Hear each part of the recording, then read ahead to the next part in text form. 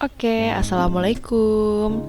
Halo semuanya, hari ini ketemu lagi dengan Ibu Sasa. Ya, kita mau bahas materi kelas 11 ya. Yang akan kita bahas hari ini adalah konflik sosial, kekerasan, dan perdamaian. Nanti kita akan belajar apa sih definisinya, jenis konflik itu apa aja, kekerasan itu seperti apa, dan apa itu perdamaian. Simak baik-baik ya. Oke, jadi kita harus tahu dulu nih tujuan pembelajarannya apa aja. Ya, yang pertama, kita akan mempelajari ya apa itu definisi, fungsi, penyebab, dan jenis-jenis dari konflik. Lalu yang kedua, definisi, faktor penyebab, dan yang mempengaruhi dari adanya kekerasan. Lalu yang ketiga, kita akan belajar mengenai apa itu definisi perdamaian. Oke. Nah, kalau kamu lihat gambar di samping ya, coba kamu perhatikan dulu. Itu apa sih sedang terjadi? Kira-kira mereka sedang apa ya? Terus siapa saja sih mereka itu? Kalau kita lihat di situ situasinya lumayan tegang ya. Ya, kemudian kita lihat ada dua kelompok di situ ya. Kelompok yang sebelah kanan itu kita lihat seperti aparat ya. Kemudian yang sebelah kiri itu ada dari masyarakat. Kita bisa lihat dari atribut pakaian yang mereka pakai. Nah, karena situasinya tegang, kita lihat ya ada pertentangan sepertinya. Nah, hal inilah bisa kita sebut sebagai konflik.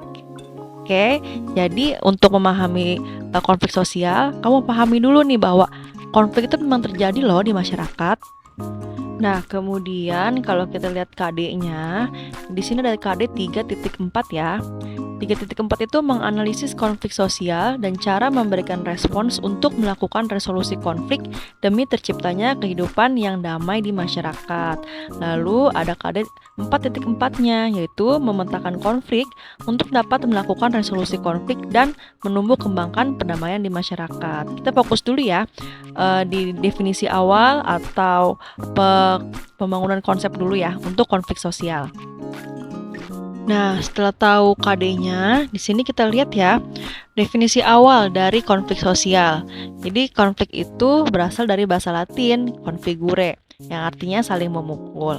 Nah, menurut ahli sosiologi dari Indonesia ya, Bapak Sudiono Sukanto, bahwa konflik itu adalah suatu proses sosial ketika beberapa orang atau sekelompok manusia berusaha memenuhi tujuannya dengan jalan menentang pihak lawan yang disertai ancaman dan atau kekerasan. Oke. Jadi poin yang harus kamu pahami di sini tentang konflik adalah adanya pertentangan dari dua belah pihak ya, baik seseorang ataupun sekelompok orang yang berbeda tujuannya sehingga muncullah itu yang namanya konflik. Kalau kita ngomongin konflik, kayaknya cenderung ke arah negatif ya. Tetapi sebenarnya konflik itu punya fungsi positifnya juga loh. Nah, kita bahas dulu ya untuk yang fungsi negatifnya. Di sini fungsi konflik yang negatif adalah merusak solidaritas yang dapat menyebabkan terjadinya perpecahan. Ini jelas ya, negatif banget ya karena memunculkan perpecahan. Nah, untuk positifnya apa? Di sini fungsi positifnya, anggota-anggota masyarakat akan menilai dirinya sendiri dan mungkin akan disusul dengan perubahan di mana solidaritas akan semakin erat. Jadi ketika ada konflik terjadi, biasanya itu anggota-anggota dari pihak yang berkonflik mereka akan semakin erat, akan semakin solid. Nah, dari konflik tersebut nggak jarang akan memunculkan suatu perubahan baru ya, dimana perubahan itu bisa jadi justru membawa kebaikan untuk masyarakat luas.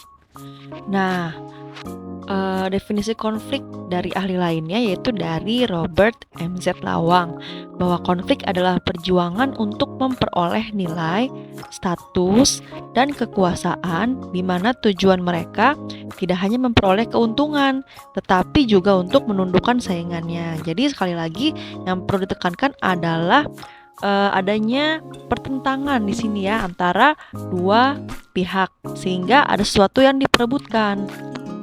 Oke, sekarang kita ngomongin tentang faktor penyebab terjadinya konflik. Nah, di sini ada 3 ya, secara garis besar. Kenapa sih konflik bisa terjadi? Pertama itu karena adanya perbedaan antar individu.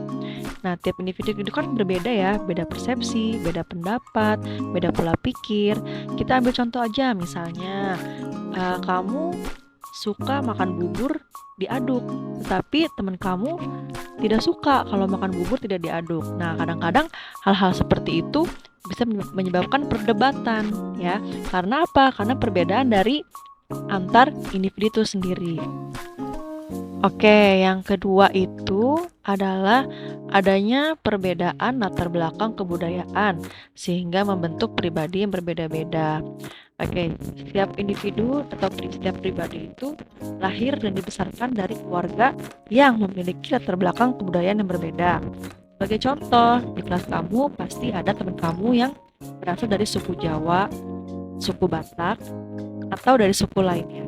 Nah, kadang-kadang perbedaan karakter yang dibentuk dari setiap-tiap budaya, dari tiap-tiap suku tersebut bisa menyebabkan adanya konflik. Misalnya bagi orang yang bersuku Batak melihat orang Jawa itu cenderung kalau ngomong tuh halus, pelan gitu ya. Mereka mungkin berpikir bahwa oh ini lama banget gitu ya, kok lemot gitu ya. Atau kebalikannya, yang orang Jawa melihat orang dari suku Batak kok kalau ngomong tuh suaranya besar-besar gitu ya, kasar, kayak marah-marah nih. Padahal itu semua memang sudah terbentuk dari kebudayaan yang mereka tinggal di dalamnya gitu. Jadi membentuk kepribadian yang berbeda-beda berdasarkan latar belakang budaya mereka. Nah, hal ini kalau tidak dipahami dengan baik bisa menyebabkan adanya konflik. Lalu yang ketiga adalah adanya perbedaan kepentingan antara individu dengan kelompok atau kelompok dengan kelompok ya. Jadi kayak misalnya di kelas deh ya. Di kelas kamu udah sepakat nih, misalnya ada suatu perjanjian. Oke lah, uang kas, misalnya uang kas sepakat seminggu itu 10.000. Nah, tetapi ada 1 atau 2 teman kamu yang nggak setuju dengan hal itu. Nah, hal itu bisa menyebabkan terjadinya konflik. Karena apa? Karena tidak sejalan kepentingan dari mayoritas dengan minoritas atau beberapa orang dengan orang lain itu berbeda. Jadi bisa menyebabkan dia konflik. Oke, kita lanjut ke jenis-jenis konflik menurut aspeknya. Yang pertama itu kita ngomongin dari aspek subjektif ya. Nah, dari aspek subjektif ini ada loh jenis-jenis konflik. Yang pertama itu konflik personal. Yaitu konflik yang terjadi dalam diri individu karena harus memilih sejumlah alternatif pilihan. Ini istilahnya kayak galau gitu ya. Nah, kamu pasti pernah tuh bingung antara harus memilih sesuatu. Misalnya, sehari-hari deh, mau masak nih, kan? Mau masak, kamu bingung, masak apa enaknya ya? Di kulkas ada ayam nih, ayam semur, apa ayam goreng. Nah, itu udah bisa kita sebut ya sebagai konflik personal, konflik yang terjadi dalam diri individu. Oke, lalu yang kedua itu adalah konflik interpersonal, yaitu konflik yang terjadi antar personal dalam suatu organisasi karena adanya pertentangan. Nah, kalau ini konfliknya terjadi antar individu. Misal, siswa A berkelahi dengan siswa B karena sesuatu. Nah, itu udah masuk sebagai konflik interpersonal. Lalu yang ketiga ada konflik interest. Konflik interest itu apa? Konflik yang berkembang dari konflik interpersonal di mana para individu dalam organisasi memiliki ketertarikan yang lebih besar dari ketertarikan organisasi sehingga mempengaruhi aktivitas organisasi. Jadi intinya kalau konflik interest ini adalah konflik kepentingan di mana ada kepentingan seseorang dalam suatu organisasi atau perusahaan yang berbeda dengan kepentingan secara umum atau kepentingan perusahaan ataupun kepentingan organisasi. Nah, itu mempengaruhi aktivitas dari organisasi tersebut. Seperti itu. Selanjutnya, kita lihat konflik dari aspek substansi, Ya, pertama ada konflik realistis, yaitu konflik di mana isu ketidaksepahaman atau pertentangan terkait dengan substansi atau objek konflik sehingga dapat didekati dari dialog, persuasif, musyawarah, negosiasi, ataupun voting. Jadi intinya ada kekecewaan dari salah satu pihak terhadap pihak lain. Misalnya kekecewaan individu atau sekelompok mahasiswa karena adanya peraturan atau regulasi dari pemerintah, misalnya tentang kenaikan harga BBM. Nah, hal ini bisa memicu konflik dengan adanya demonstrasi dari pemerintah atau masyarakat, tetapi konflik ini bisa diselesaikan dengan cara apa? Dengan cara dialog, persuasif, ataupun musyawarah. Lalu yang kedua ada konflik non-realistis, yaitu konflik yang tidak ada hubungannya dengan substansi atau objek konflik, hanya cenderung mau mencari kesalahan lawan baik dengan cara kekuasaan, kekuatan, agresi, ataupun paksaan. Misalnya kamu pernah nggak melihat suatu konflik yang sedang diperdebatkan, tetapi lalu bergulir konflik baru yang tidak masuk ke poin dari konflik yang awal gitu. Misalnya gini, kita ambil contoh konflik antara suami istri ya, yang dimana suaminya itu berselingkuh misalnya. Nah itu kan fokus utamanya adalah karena perselingkuhan yang dilakukan oleh suami. Tetapi di sini muncul tuh konflik-konflik baru. Misalnya si suami justru menganggap istrinya nggak becus, atau mungkin istrinya mencemarkan nama baiknya. Jadi bukan masuk ke pokok konfliknya tadi tentang perselingkuhan, tapi menyebar ke konflik-konflik yang lain gitu. Lalu selanjutnya ada aspek keluaran.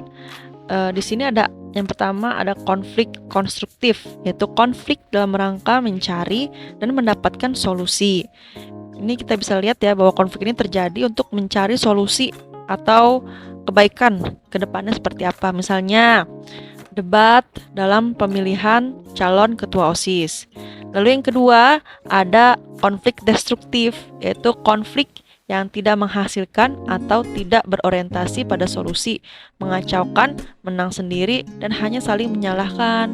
Ini bisa kita lihat ya dari adanya perang dunia 1 dan dunia 2, di mana di situ banyak sekali korban, lalu juga saling mau menang sendiri ya antar negara yang berkonflik. Kemudian ada aspek level, yaitu pertama konflik vertikal, konflik antar satu pihak dengan pihak dalam suatu struktur organisasi yang mempunyai derajat kedudukan yang tidak sama. Misalnya terjadi antara pemerintah dan masyarakat. Ini bisa kita lihat nih, misalnya guru yang sedang marah dengan muridnya. Di situ kan posisi guru lebih tinggi daripada murid ya. Jadi ada garis vertikal yang terbentuk. Makanya disebut dengan konflik vertikal. Lalu yang kedua, konflik horizontal, konflik sosial yang terjadi di dalam masyarakat antara dua pihak atau lebih yang mempunyai kedudukan sederajat, misalnya terjadi antar masyarakat atau antar institusi pemerintah. Nah ini kita bisa lihat misalnya ya, kita ambil contoh paling sederhana, tawuran antar pelajar. Nah pelajar dengan pelajar itu kan kedudukannya sederajat ya, jadi namanya itu adalah konflik horizontal. Sekarang kita ngomongin kekerasan. Nah, kekerasan itu dari bahasa Inggris violence atau dari bahasa Latin ya violentina, yang artinya penggunaan kekuatan fisik hingga dapat melukai. Jadi kekerasan itu adalah perbuatan seseorang atau sekelompok orang yang menyebabkan cedera atau meninggalnya orang lain atau menyebabkan kerusakan fisik atau barang orang lain. Jadi jelas di sini ada yang dirusak, ada korban yang terlukai ya dari suatu konflik. Tapi perlu diingat bahwa tidak semua konflik itu ada kekerasan, tetapi semua kekerasan, ya hampir setiap kekerasan itu pasti memiliki konflik di dalamnya. Lalu ada kekerasan struktural. Di sini dilakukan oleh individu atau kelompok dengan menggunakan sistem hukum, ekonomi, atau tata kebiasaan yang ada di masyarakat. Contoh kekerasan struktural misalnya seperti tindak korupsi, peredaran narkoba di lapas, dan pembiaran intoleransi beragam. Kemudian kita masuk ke faktor penyebab dari kekerasan, yaitu adanya persaingan antara dua pihak atau lebih sehingga melahirkan bentrokan yang berkepanjangan. Jadi muncul kekerasan. Nah, di sini ada faktor yang mempengaruhi. Yang pertama adalah adanya prasangka buruk terhadap orang lain. Ya, jadi istilahnya tuh kayak suuzon sama orang lain. Kedua, individu tidak dapat mengontrol emosinya. Jadi lepas kontrol dari emosinya sehingga dia melakukan tindak kekerasan. Yang ketiga, lahirnya permasalahan yang memancing permusuhan. Lalu yang keempat, kontrol sosial sudah tidak berfungsi lagi. Yang kelima, adanya keinginan manusia untuk mendapatkan prestasi. Nah, hal-hal itulah yang mempengaruhi terjadinya tindak kekerasan dalam konflik. Nah, kita udah ngomongin konflik dan kekerasan. Sekarang tentunya kita ingin mewujudkan suatu kehidupan yang harmonis. Nah, di sini ada istilah perdamaian. Apa itu perdamaian? Perdamaian adalah penyesuaian dan pengarahan yang baik dari orang pada satu pihak dan kepada sesamanya pada pihak yang lain. Ini perlu dilakukan untuk menciptakan kehidupan yang damai, yang tentram, yang harmonis satu sama lain, sehingga konflik dan kekerasan sebisa mungkin bisa dihindari. Baik, nggak kerasa ya udah 15 menit kita belajar mengenai materi konflik dan kekerasan. Semoga apa yang sudah kita pelajari hari ini bisa menambah pengetahuan kamu mengenai konsep atau materi dalam pelajaran sosiologi. Ya, sekian dari Ibu Sasa. Kita berjumpa lagi untuk di lain waktu. Assalamualaikum warahmatullahi wabarakatuh. Terima kasih.